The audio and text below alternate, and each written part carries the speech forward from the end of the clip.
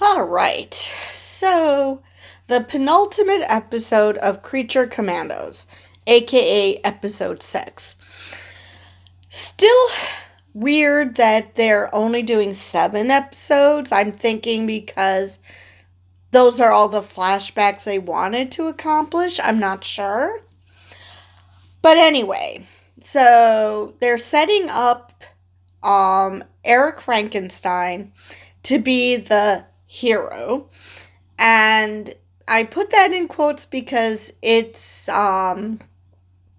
still up in the air whether people are going to consider him such. So I assume that he's going to try. Now, obviously, he's only going to try talk to the bride. He's probably not going to try to talk to anybody else. Which technically she's the leader, so that makes sense. And so the question becomes whether she'll believe him. Because, he's only doing this not to protect the princess, not to, even though he made a pact with Rick Flag, but ultimately he's doing this because he wants the bride to be impressed with him enough that she's going to forget their entire history together and suddenly just fall madly in love with him. Because he's convinced that she's actually in love with him.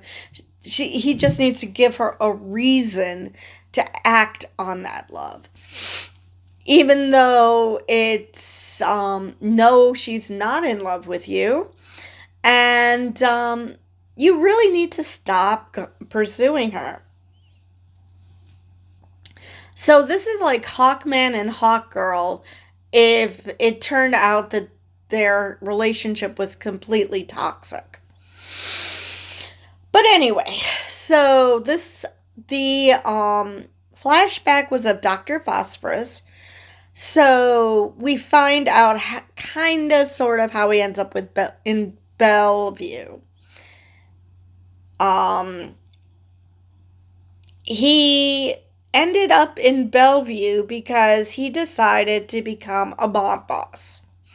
And he wanted to do that because the mob boss he was getting money from to fund his research killed his family and tried to kill him.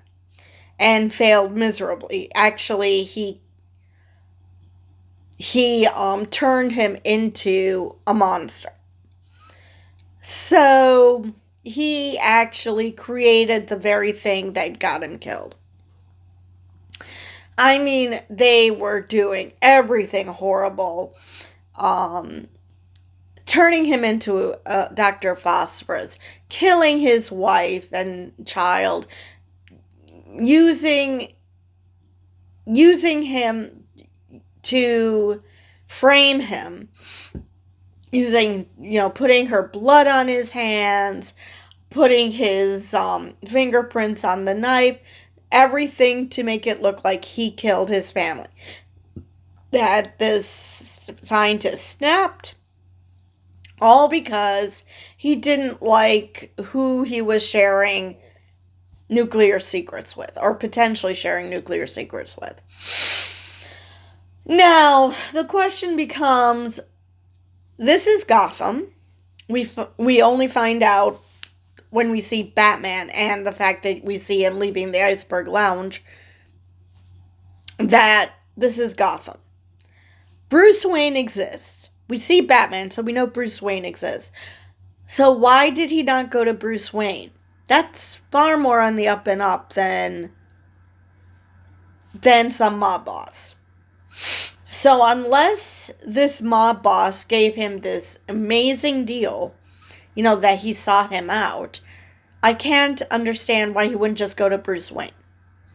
Because, let's face it, Batman has all these toys, all this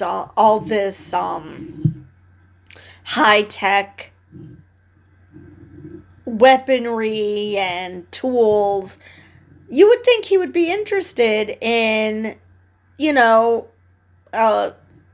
using nuclear energy to combat cancer. You would think he would be he would be interested in that. So the question becomes, why didn't he ask Bruce Wayne? Now, we know that Bruce Wayne likes to be Batman more than he's Bruce Wayne, so it's possible that he just never got a hold of Bruce Wayne, or he just never asked. Because I really find it hard to believe that Bruce Wayne wouldn't fund the research and, see his progress, and if he deems that the progress isn't doing well enough, he could always pull his funds. So why he turned to this mob boss, don't know. But that's how he turns into Dr. Phosphorus, and the reason he ends up in Bellevue is because he became, not because he killed the mobsters that framed him and killed his family. He got on the wrong side of Batman because he took over this mobster's turf. So that's how he ended up in Bellevue. So we've gotten two people, one who is now deceased, who you can see how they ended up in Argus's hands, how they ended up in Bellevue. The bride, even though she's really into violence, they haven't really said why she ended up in Argus's hands. Because, okay, we know she's violent now, but we didn't actually see anything that specifically led to her being put in Bellevue. Weasel was framed, for lack of a better term. So now we just need Nina, which has got to be the next episode, where we find out more about Nina. Because she's very nonviolent, so I don't know why she ended up in Bellevue. But, so they are trying to elude capture.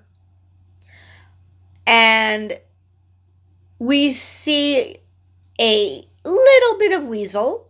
He makes friends with wolves. And he uses the same trick that the kids used on him, which was playing catch. And he actually saw the little girl in his mind, the little girl who he originally befriended him, and she turned into the princess.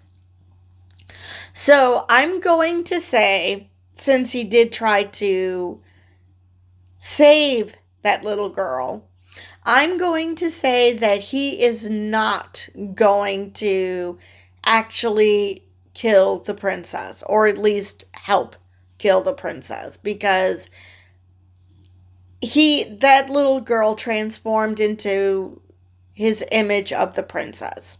So definitely not going to be Weasel.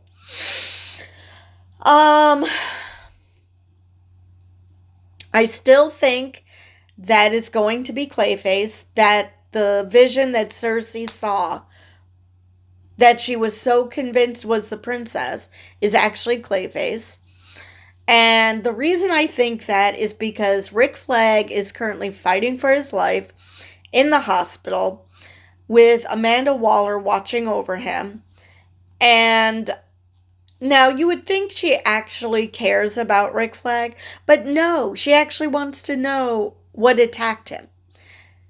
She only cares about finding out how he ended up there, and not necessarily that she actually cares about him.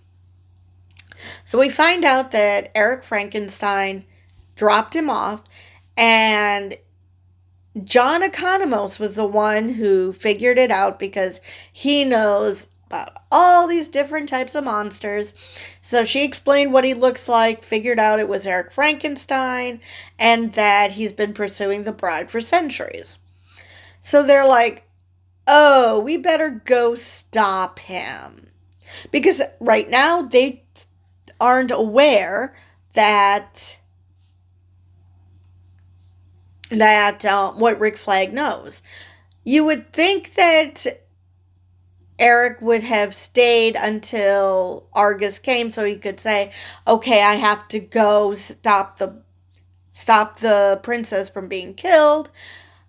Even if he goes into this diatribe of how the bride will just realize how much he's in love with him or whatever he thinks is going on. But that he would have been able to tell them, oh, by the way, Clayface. So, at some point, that's how they're going to prevent the World War III vision of Cersei. They're going to realize it was Clayface all along, and they're going to go after Clayface. Now, it could be a twist within a twist, and it turns out that the princess is indeed the one in Cersei's vision, but Clayface is still Clayface, so still a good idea to make sure he's not a threat. So yeah, there's no way Amanda Waller actually worries about Rick Flag's health. She just wants to know what attacked him. And like I said, Eric is being set up as the hero, except for the part about he killed the staff on the plane. I'm not sure why. I mean, in all his other killings, as messed up as his logic was, they gave us a reason. He killed he killed Victor Frankenstein because he thought that he was somehow preventing the bride from being with him, because obviously women need men to tell them how they feel. He killed the mercenaries he hired to find Rick Flag. Well, find the bride who happened to be with Rick Flag, because he thought that they were laughing at him. Again, a messed up reason to kill someone, but a reason. And then we have this.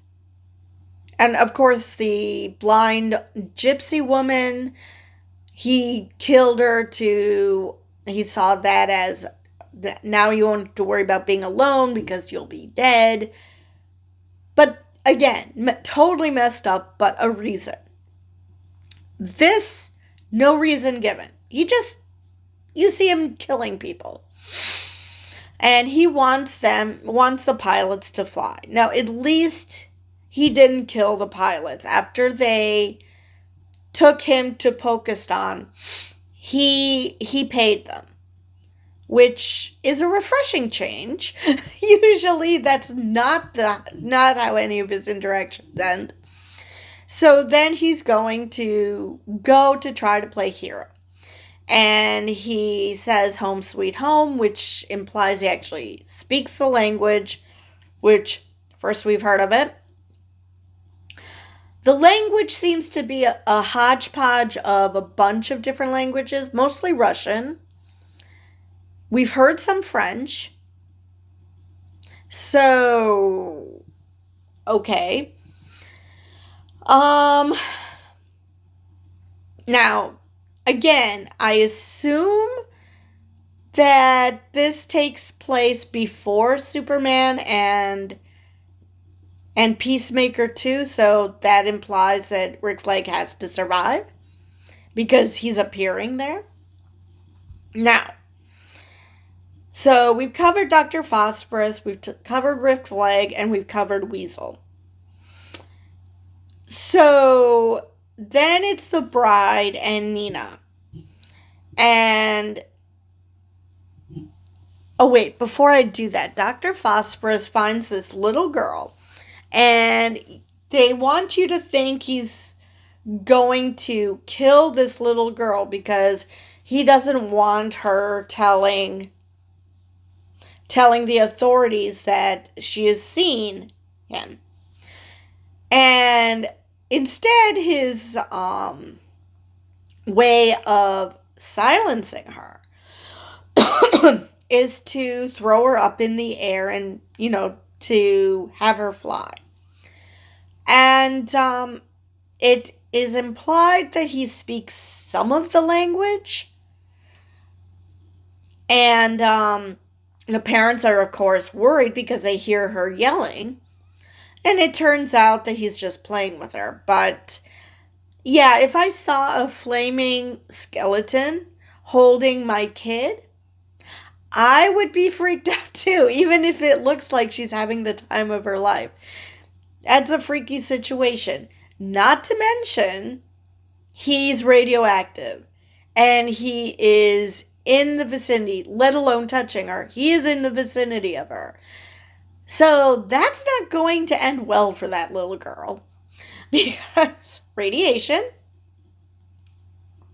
So cancer is most definitely in her future. So let's move to Nina and the bride. So they manage to run into each other. And they end up looking for a place to hide because the authorities are looking for them. And they ended up hiding in a brothel.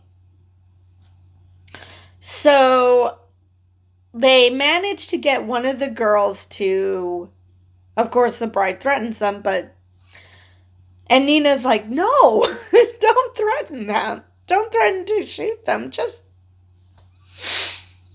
And so she manages to get rid of the guards.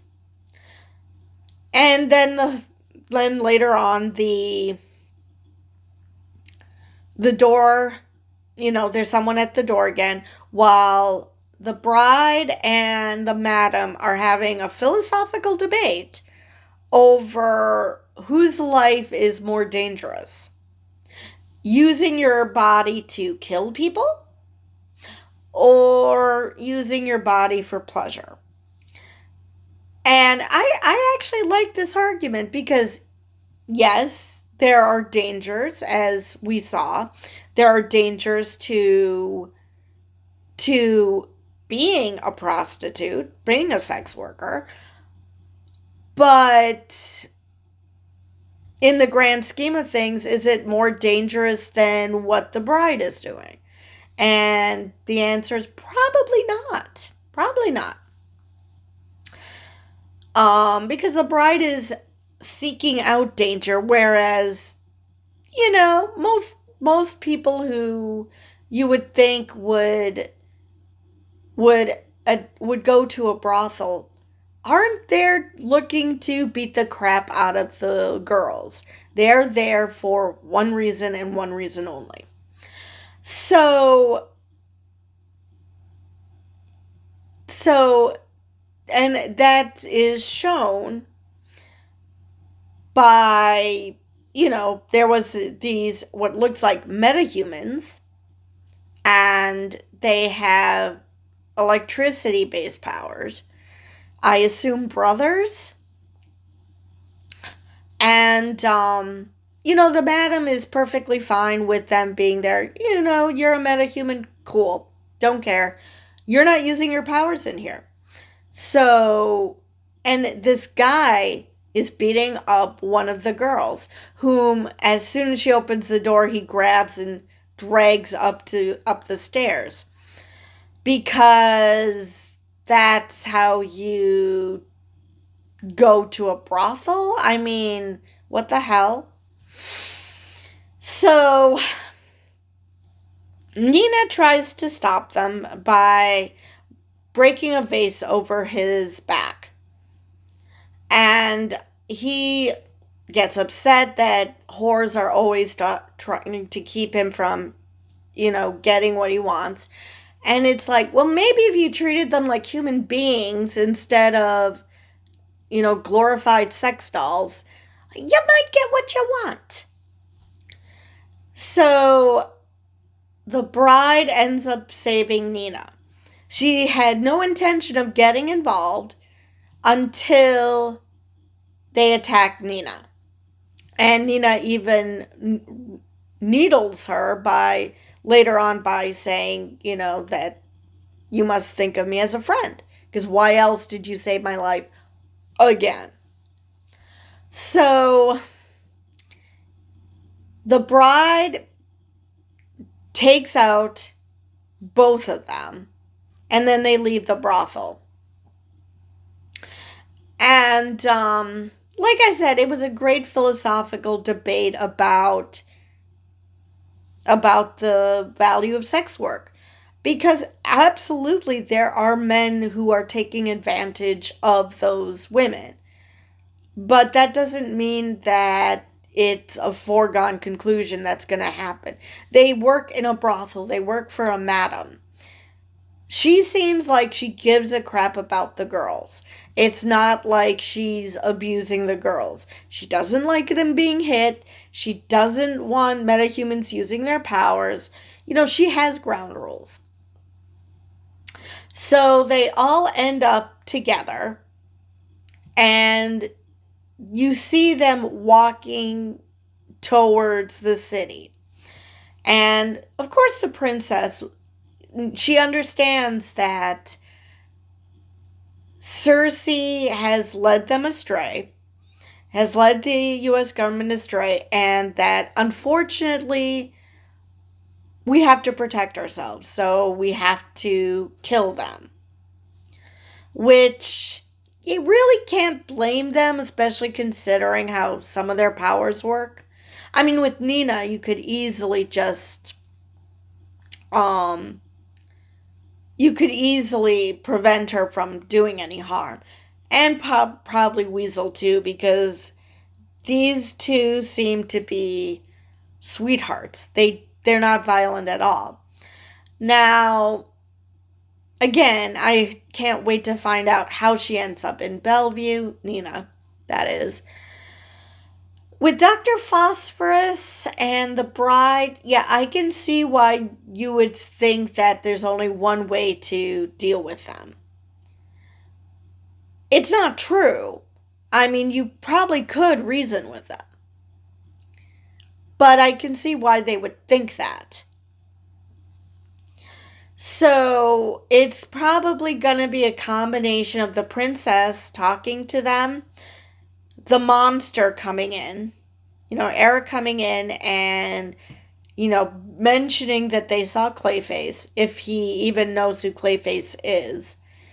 It's possible he's familiar with the monster that is a shape-shifting monster, but maybe not as well versed as to who Clayface is.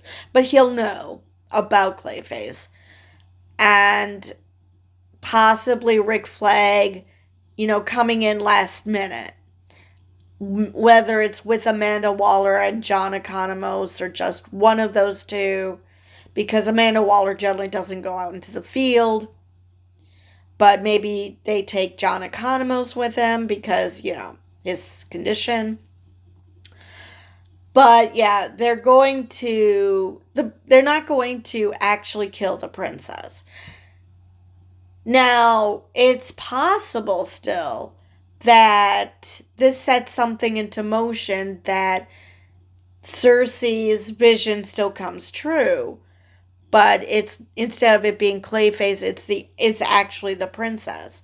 It's just a matter of how that happens. Now, we did see in the flash forward, in her vision, Gorilla Grodd being there. And what we know about Gorilla Grodd is he can manipulate people. He can manipulate the minds. So it's entirely possible that this is all Gorilla Grodd's fault. That's a possibility too. But yeah, it'll be interesting to see if there's going to be we already know there's a season 2. So now it's a question of, is there going to be some post-credit scene where you set up what actually happens and what that flash forward scene really is? Is it the princess? Is it Gorilla Grodd? Is it Clayface? A combination? Hopefully we'll start getting an inkling as to what this is leading to. Again, this is quite a bit into the future because we haven't seen Superman yet. We're going to next year. Haven't seen Batman yet. We saw a brief glimpse of him in this episode. And we don't have Wonder Woman yet. Based on what Rick Flag said last week, they don't even know who Wonder Woman is. So yeah. Yeah, so this is far into the future. But yeah, hopefully next week we'll get a inkling as to which way James Gunn wants to go with us. The princess, Clayface, or Gorilla Grodd. Let me see if there's anything I missed in this episode. I believe I covered everything I wanted to. All I can say is that even if Eric is the one who ultimately saves the day single-handedly, the bride is still not going to sway over him, and she's not going to swoon and just realize that he's the guy for her because they still have all that history. So he's not going to get what he wants. He might get an appreciation from the bride for, helping, or possibly an appreciation from the princess, but he's not going to get what he wants. So anyway, I believe I've covered everything now, and with that, I will see you guys in the next video.